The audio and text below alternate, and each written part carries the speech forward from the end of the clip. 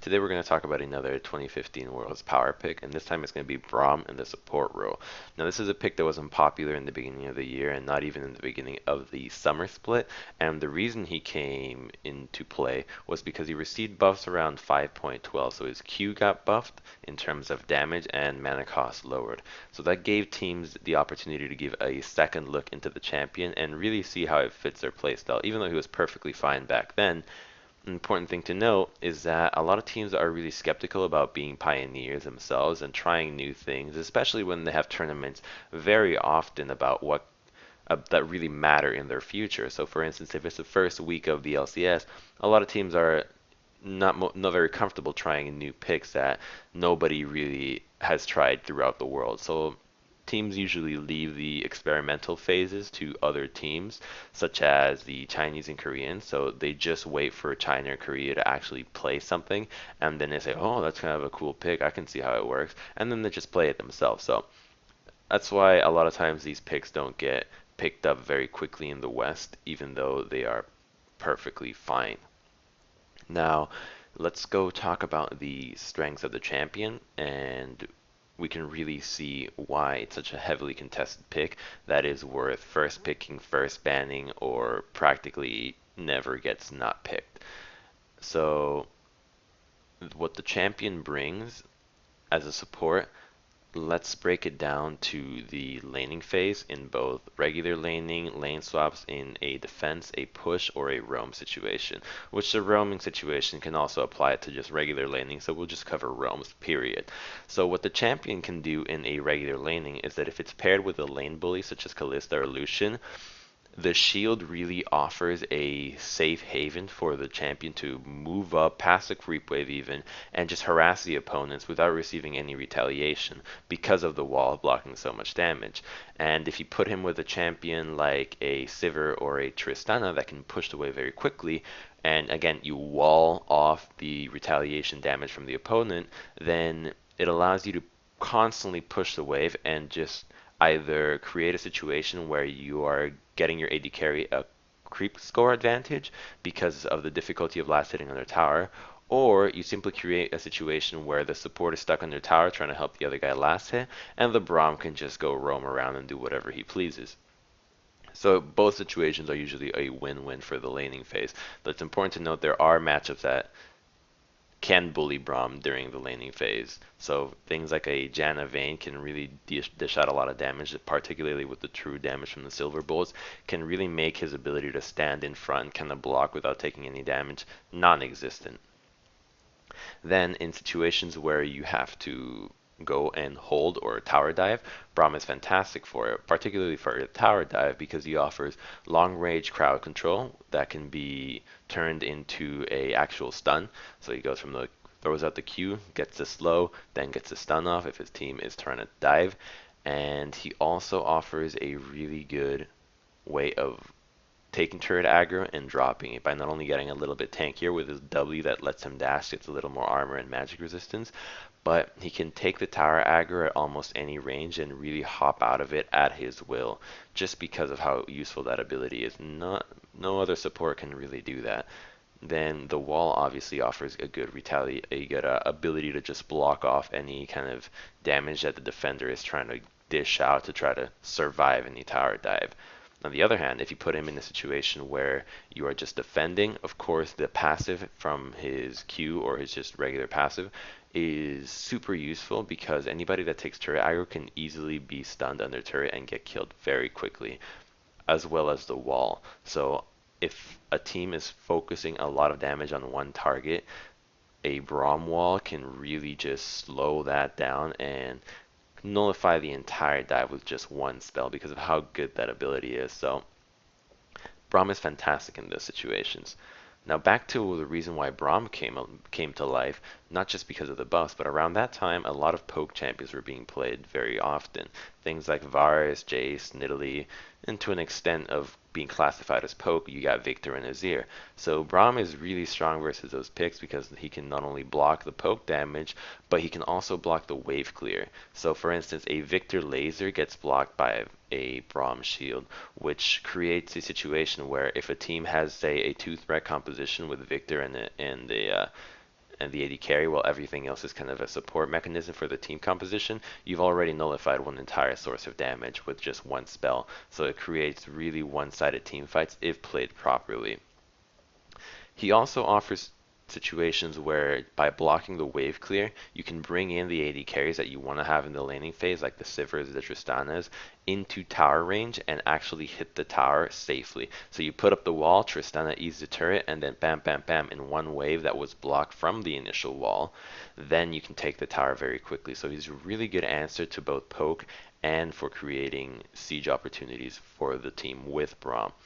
And that is just a fantastic thing to see with the champion, where you can really just break the base of somebody that's been wave clearing for ages. On to the point of roaming, though. With the rise of the range junglers such as Nidalee and Elise, it creates a fantastic, I think I've said fantastic too much. It creates an excellent combination of just roaming support and jungler that is super deadly because they can both set themselves up. So Nidalee with the cocoon can keep somebody in position while Braum catches up with the dash and then really just puts a hurt on somebody because of how easy it is to proc this stun with the attack speed boost from Elise. Or she can just switch to human form and get a quick last hit off, getting the stun off and making sure that somebody stays in one place. Or Nidalee that just has such a good gap closer with her empowered W and so many auto attack resets in the form of both transformations of into human, out of human form, being range, and her Q, her takedown, can be used as an auto attack reset, proccing the Braum passive very quickly, creating again a deadly combination. Now of course it can also be played with regular junglers like Rek'Sai or a Gragas or even an Echo, but those are just my favorite ones, the ones that are slow, long range junglers. In the roaming game, he's the best one. In the early game, as well as a level 1, he's the best one because of how useful his passive can be. So anybody that gets within range, because you're going to be clumped up with so many people, he's going to be able to CC anybody there and just keep them in place with the short cooldown Q. Whoever gets out of position will get killed.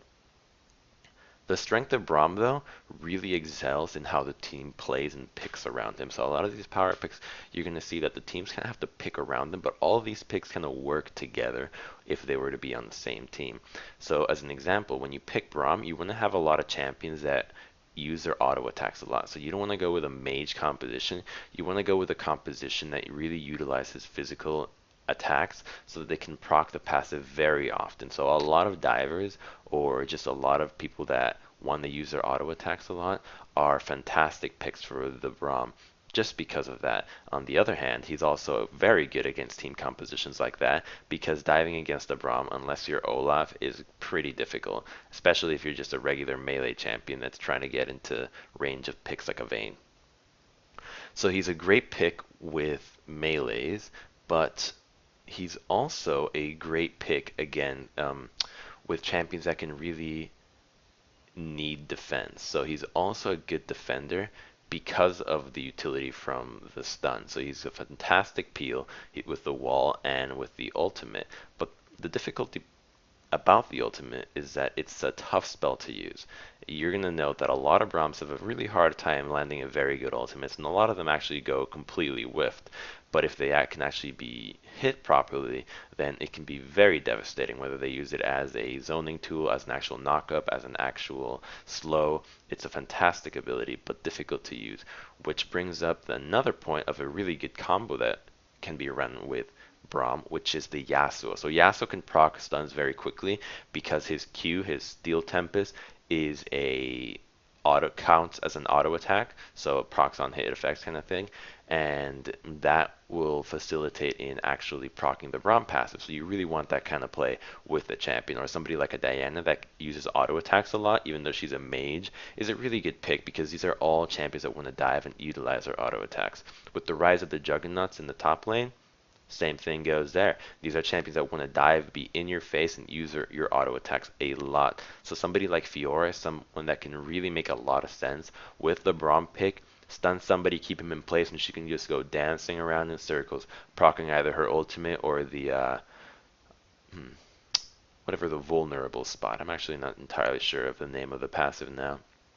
Anyways, those are the comps that you really want to build around the champion because he's so damn versatile, and he's probably the most versatile support right now for the entire meta and how the game is played.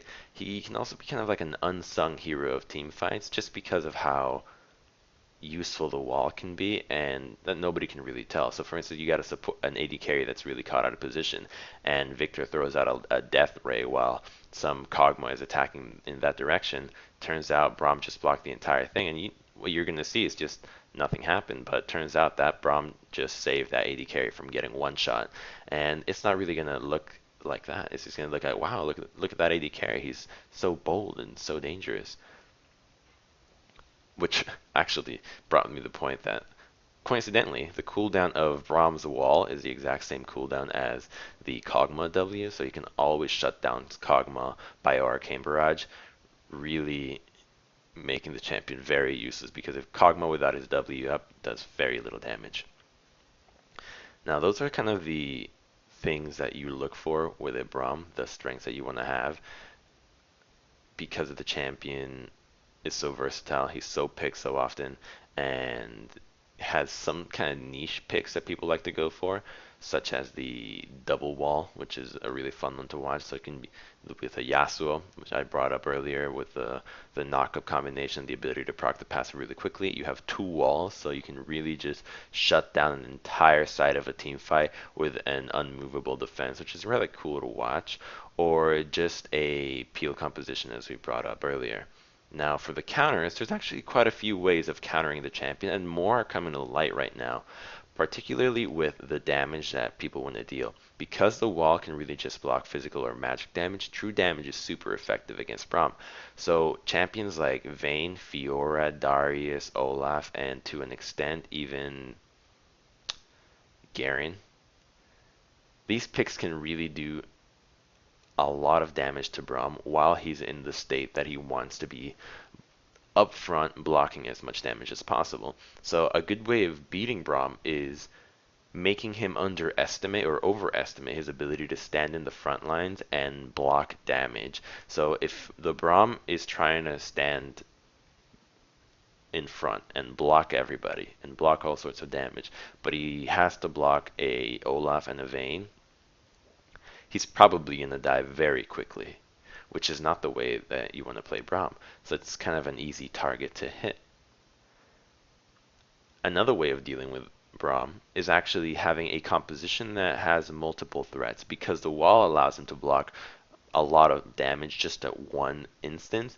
Low threat compositions or minimal threat compositions, so like a protect comp, isn't really going to do a whole lot unless that one champion is unbelievably fed and just completely boosted in steroids, like a Lucian that has four champions around him and is really fed.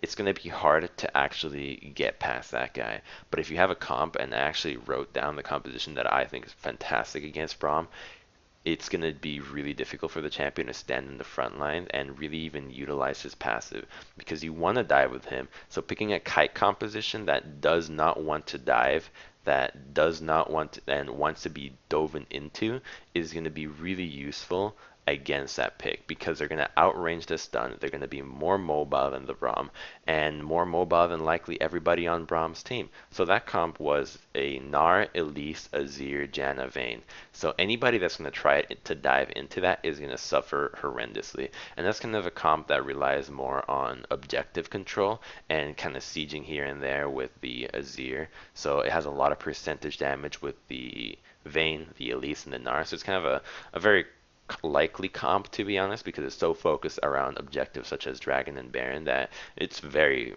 viable and a plausible comp to be seen at Worlds. Or you can just go with regular compositions like a Juggernaut comp, as the one that I brought up earlier, that with the example of the Lucian, that can just really boost one specific champion that is not going to be able to be dealt with effectively because of his speed. So note the speed and not the damage being the important part of this. So the champion can just have a Lulu behind him and just zoom in and out and zip zap everywhere. It's going to be really difficult for Braum to actually hit anything on that champion, therefore making it rendering him useless per se. And that's actually a really fun comp that the Ku Tigers used to run, the Juggernaut composition, so like a Lulu Nami Kog'Maw thing, and it's very likely that we'll see it again by somebody, like a Protect the Kog'Maw composition. So you're going to see that one be a little bit more effective than most comps against Braum, just because of the speed, not so much the damage until the very late game, because of, again, the strength of the wall. What I expect to see from teams playing him is going for a lot of aggression. So he's somebody that, again, does not need his ultimate, so you're gonna want to fight a lot, and a lot in situations where it's like 3v3s or 4v4s, not completely a 5v5, because he can get outshined by some champions in team fights, such as a Janna or an Alistar, can potentially do more damage to the fight in terms of utility than the Braum. If Braum is missing Qs, or if the team is not on par with hitting every single stun, then he's gonna be just flat out useless besides just a wall. And to be honest, if you actually have a bad wall that you don't block anything, he's just not going to do it, not going to do all that much. Another important thing about Braum is that I think that the team that people should look into as to how Braum should be played as a roamer is the KT Arrows, or not KT Arrows, KT Roaster. So KT Roaster is a team that their support Peekaboo really likes to roam a whole lot. But the important thing is that they roam with a jungler. So the Braum and jungle roam duo is so deadly that can just sit in the enemy's jungle and kill anybody that shows up. And that's really utilizing the strength of the champions to bolster an early game lead via the strength of the champion, and then eventually with such a large lead, it can be really overwhelming to try to make a comeback into that because of how oppressive the wall can be. I hope this video was useful in terms of learning what Braum does. Because of how versatile the champion is, he will most likely be a very contested pick in the tournament, which is why the video was made. And I'll try to make another one very soon, but the more champions that get named, the more difficult it becomes, because don't know the patch that World is going to be played on, don't know the nerfs, even Braum, Elise, or TF could be nerfed, so it's a little bit risky. So thank you for watching.